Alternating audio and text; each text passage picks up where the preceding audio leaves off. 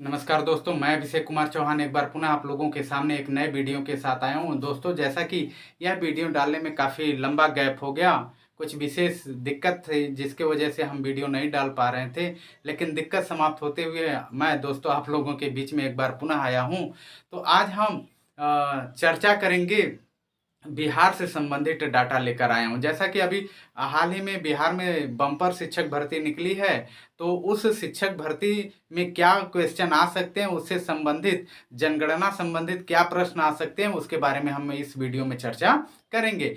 Specially मैं एक video बना चुका हूं भारत की जनगणना 2011 के बारे में, आप उसे जाकर देख सकते हैं हमारे चैनल पर। और इस वीडियो में मैं जो जनगणना के बारे में बताऊंगा, स्पेशली बिहार के बारे में बताऊंगा। दोस्तों, जैसा कि बिहार की जनगणना से पहले आइए हम लोग भारत के जनगणना का इतिहास क्या है उसके बारे में थोड़ा सा संक्षिप्त जानकारी जान ले। जैसा कि दोस्तों हम लोग जानते हैं कि जो पहली जनगणना हुई थी वह सन 1872 ईस्वी में हुई थी। और किसके शासनकाल के दौरान हुई थी? लॉर्ड मेयो के शासनकाल के दौरान हुई थी। ये सारी चीजें मैं अगले वीडियो में बता चुका हूँ, इसलिए सरसरी निगाह में देख लेते हैं कि पहली जो जनगणना हुई थी सन 1872 ईस्वी में लॉर्ड मेयो के शासनकाल के दौरान हुई थी। और यह जनगणना अस्थायी था। लेकिन जो नियमित जनगणना चालू हुआ, जो नियमित जनगणना शुरू हुआ, वह सन 1881 ईस्वी में चालू हुआ। कब हुआ दोस्तों? सन 1881 ईस्वी में लॉर्ड रिपन के शासनकाल के दौरान नियमित जनगणना चालू हुआ। और तभी से प्रत्येक 10 वर्षों पर भारत में जनगणना की शुरुआत हो गई। जैसा कि 1881 से प्रत्येक 10 वर्षों पर हमारी जनगणना चालू हो गई, तो 2011 आते आते यह जो 2011 की जनगणना है, यह देश की 15वीं जनगणना है। यह देश की क्या है दोस्तों? 15वीं जनगणना है। और जो जनगणना होता है वह प्रति 10 वर्ष पर होता है। और 2011 की जनगणना हमारी 15वीं जनगणना है। और इस जनगणना के जो आयुक्त थे, जनगणना आयुक्त जो थे दोस्तों, वह चंद्रमौली साहब थे। जनगणना आयुक्त कौन थे? चंद्रमौली जी थे। और एक चीज और देख सकते हैं कि यह जो जनगणना है यह केंद्र सूची का विषय है। यह जनगणना किसका विषय है दोस्तों? केंद्र सूची का विषय है। यह आर्टिकल 246 के अंतर्गत आता है। अनुच्छेद 246 अर्थात 246 के अंतर्गत यह जनगणना का विषय आता है और यह केंद्र सूची का विषय है। तो दोस्तों, जैसा कि हम लोग जाने कि जनगणना की शुरुआत 1872 ईस्वी में लॉर्ड मेयो के शासनकाल के दौरान, अस्थायी जो जनगणना हुआ 1881 में लॉर्ड रिपन के शासनकाल के दौरान हुआ। और यह 2011 की जो जनगणना है यह देश की 15वीं जनगणना है, जिसके जनगणना आयुक्त चंद्रमौली साहब हैं। और यह केंद्र सूची का विषय है और जनगणना कराना भारत सरकार का कर्तव्य है। और यह अनुच्छेद 246 के अंतर्गत आता है। दोस्तों, इसमें एक चीज और जानने वाली है कि जो जनगणना हुआ 1921 की जनगणना को 1921 की जनगणना को क्या कहा गया? जनसंख्या विभाजक कहा गया। 1921 की जनगणना को क्या कहा गया दोस्तों? जनसंख्या विभाजक कहा गया। ऐसा और 1951 की जनगणना जो हुई थी उसे लघु जनसंख्या विभाजक कहा गया। तो सबसे पहले देखते हैं कि 1921 से जनगणना, सन 1921 में जो जनगणना हुई थी उस चीज को जनसंख्या विभाजक क्यों कहा गया? दोस्तों, इसका कारण यह है कि जब सन 1911 में हमारी जनगणना हुई थी, तो 1911 में जो जनगणना हुई थी उसके बाद 1921 में जनगणना हुई। तो 1921 में जनगणना होने के बाद ये पता चला कि संख्या बढ़ने के बजाय 1921 में क्या हो गया था? घट गया था। तो 2011 में संख्या बढ़ी, 1911 में जनसंख्या बढ़ी थी और 1921 में जनसंख्या दोस्तों क्या हो गई? घट गई। इस कारण इसे जनसंख्या विभाजक वर्ष कहा गया और 1951 को लघु जनसंख्या विभाजक कहा जाता है। तो दोस्तों, ये तो जनगणना का संक्षिप्त इतिहास हुआ। और चूंकि जनगणना 2011 में हुआ था, तो अब कब होना चाहिए था? 2021 में होना चाहिए था। लेकिन 2021 में जनगणना नहीं हुआ।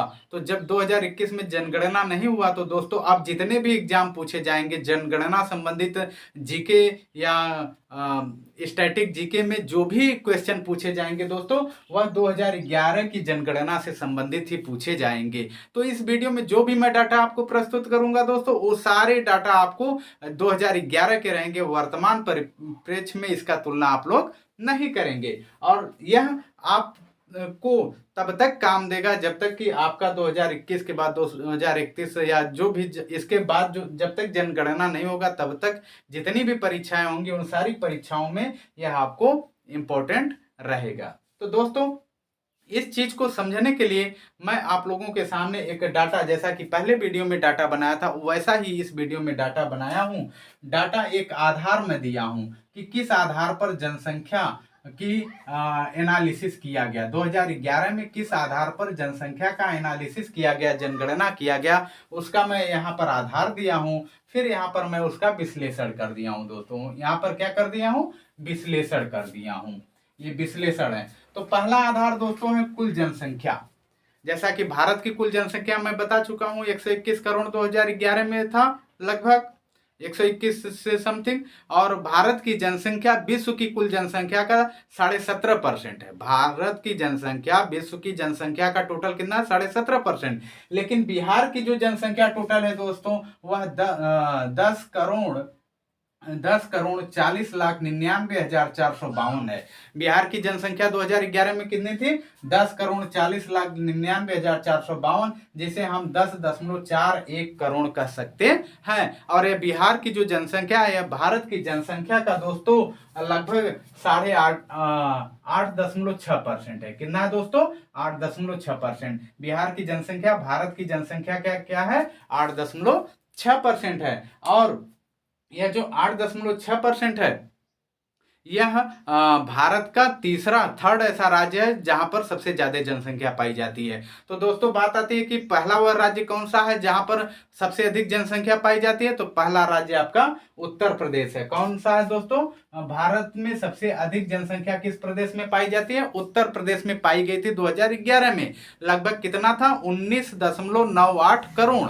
उत्तर प्रदेश की जनसंख्या वो 2011 में कितनी थी दोस्तों, 19.98 करोड़ थी। और दूसरा राज्य कौन सा था, महाराष्ट्र था। और तीसरा राज्य आपका क्या है, बिहार है। और सबसे कम जनसंख्या वाला राज्य आपका सिक्किम है। सबसे अधिक जनसंख्या वाला राज्य उत्तर प्रदेश, सबसे कम जनसंख्या वाला राज्य सिक्किम। उत्तर प्रदेश का 19.98 करोड़, सिक्किम का 6 समथिंग लाख है।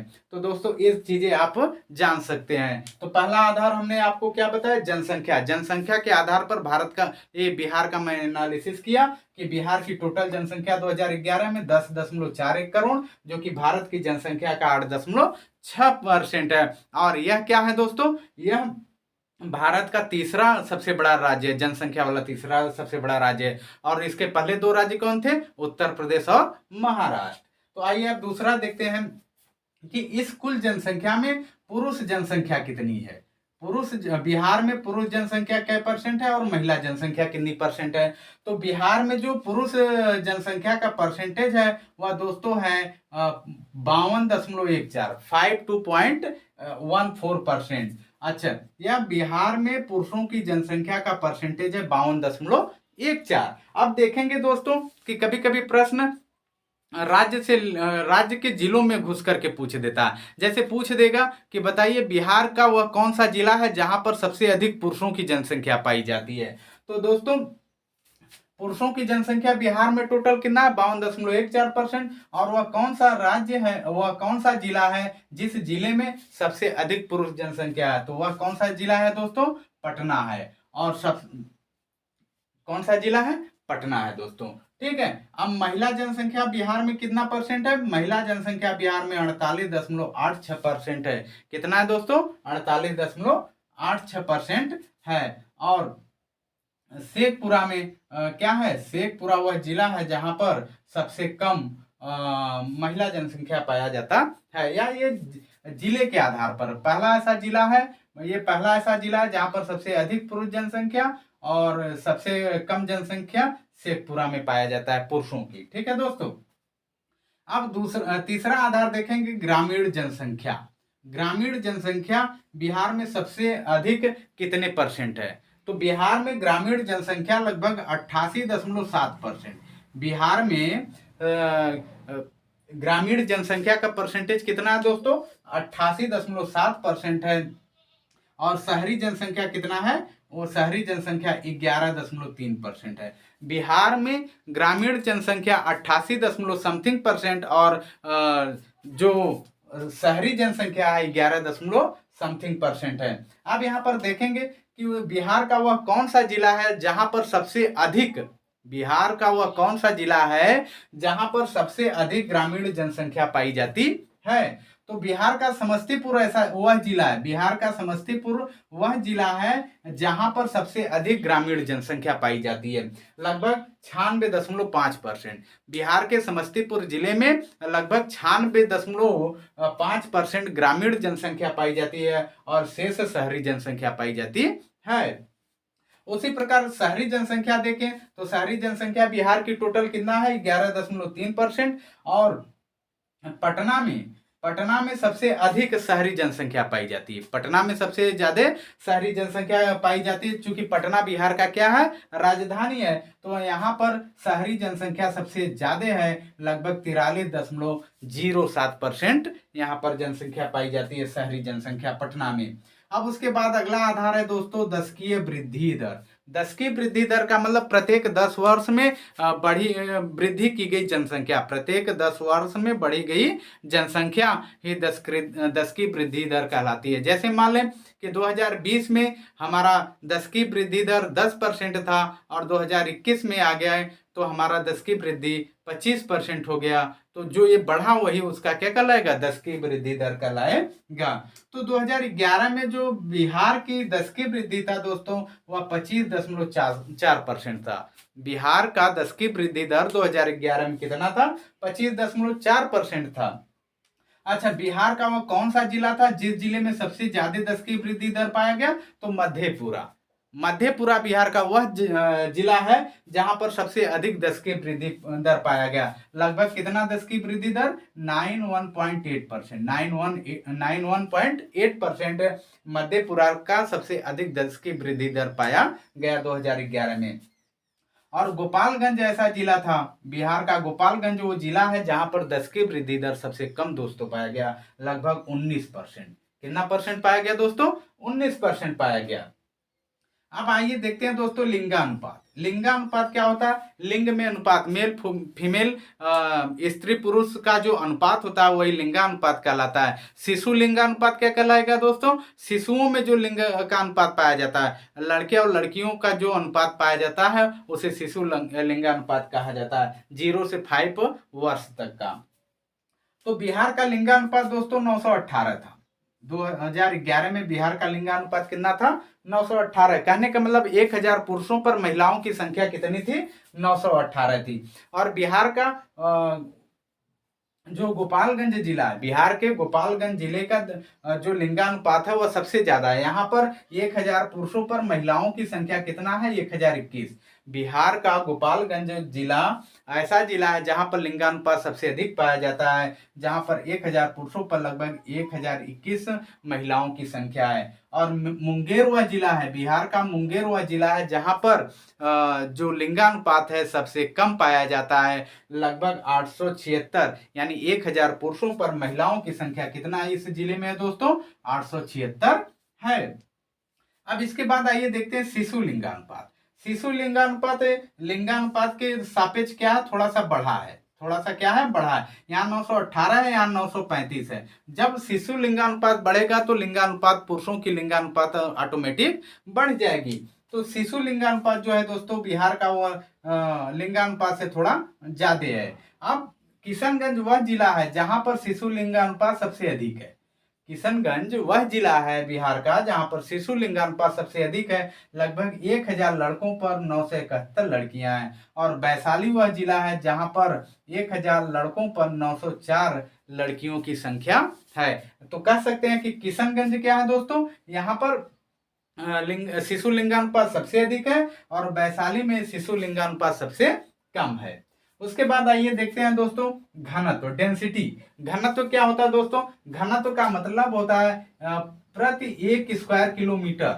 मान लेंगे कि मान लीजिए स्क्वायर है, क्या है दोस्तों, स्क्वायर। स्क्वायर क्या होता है, जिसकी लंबाई चौड़ाई बराबर हो उसे स्क्वायर कहते हैं। तो 1 किलोमीटर प्रति स्क्वायर में निवास करने वाली जनसंख्या उस क्षेत्र का घनत्व कहलाता है। जैसे मान लीजिए एक कमरा है, 4x4 का कमरा है। इस कमरे में मान लीजिए 5 लोग हैं, तो 5 लोग हैं, तो इस कमरे का डेंसिटी क्या कहलाएगा, 5 कहलाएगा, क्योंकि इस कमरे का में कितने लोग हैं, 5 है। तो उसी प्रकार एक जिले में जो जितने टोटल पब्लिक रहती है वह वहाँ का डेंसिटी कहलाता है दोस्तों। तो इस आधार पर आइए हम डेंसिटी अर्थात घनत्व को चेक करते हैं। तो बिहार का जो घनत्व है दोस्तों वह 1106 किलोमीटर प्रति स्क्वायर है। बिहार का ऑल ओवर बिहार का देखेंगे तो बिहार का जो डेंसिटी है 1106 किलोमीटर प्रति स्क्वायर किलोमीटर है। अब बिहार के कौन सा ऐसा जिला है जहां पर डेंसिटी सबसे अधिक है और कौन सा जिला है जहां पर डेंसिटी सबसे कम है, इसे देख लेते हैं। तो बिहार का शिवहर ऐसा जिला है जहां की डेंसिटी सबसे अधिक है, लगभग 1880 किलोमीटर। और कैमूर वह जिला है, कौन सा, कैमूर वह जिला है जहां का डेंसिटी सबसे कम होता है, लगभग 488 पाया जाता है। तो ये आपका डेंसिटी हो गया। अब साक्षरता देख लें दोस्तों, तो बिहार की साक्षरता देखी जाए तो सबसे कम पाई जाती है पूरे भारत में। यहाँ की साक्षरता 61.8% है। बिहार की साक्षरता दोस्तों कितना है, 61.8%। अब बिहार के जिले में देखें कि बिहार का कौन सा जिला है जहाँ पर सबसे अधिक साक्षरता पाया जाता है और कौन सा जिला है जहाँ पर सबसे कम साक्षरता पाया गया था। 2011 का सब डाटा दिया जा रहा है दोस्तों, ये करंट में ना लेंगे आप। तो रोहतास वह जिला है दोस्तों, रोहतास, बिहार का रोहतास वो जिला है जहां पर साक्षरता दर सबसे अधिक पाया जाता है, लगभग 73.37। लगभग कितना दोस्तों, 73.37। और पूर्णिया वह जिला है, कौन सा, पूर्णिया वह जिला है जहां पर साक्षरता दर सबसे कम पाया जाता है। बिहार के पूर्णिया जिला में लगभग साक्षरता 51.08% पाया जाता है। अच्छा, पुरुष साक्षरता बिहार में, अब दोस्तों हम लोग देख लें कि पुरुष साक्षरता क्या है। बिहार की टोटल पुरुष साक्षरता देखेंगे दोस्तों तो पुरुष साक्षरता 71.2 पॉइंट है। पुरुष साक्षरता कितना, 71.2 पॉइंट। और महिला साक्षरता दोस्तों हमारा 51.5% है।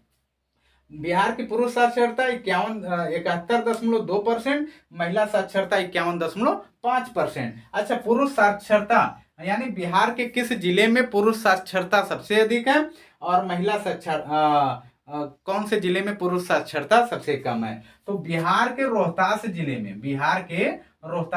में पुरुष साक्षरता सबसे अधिक है और पूर्णिया जिले में पुरुष साक्षरता सबसे कम है। उसी प्रकार महिला साक्षरता की बात करें तो रोहतास में महिला साक्षरता सबसे अधिक है और सहरसा वह जिला है जहां पर महिला साक्षरता सबसे कम है। तो दोस्तों इन चीजों को आप बड़े ही केयरफुली ढंग से अगर 1-2 बार वीडियो देखेंगे तो आपको आसानी से समझ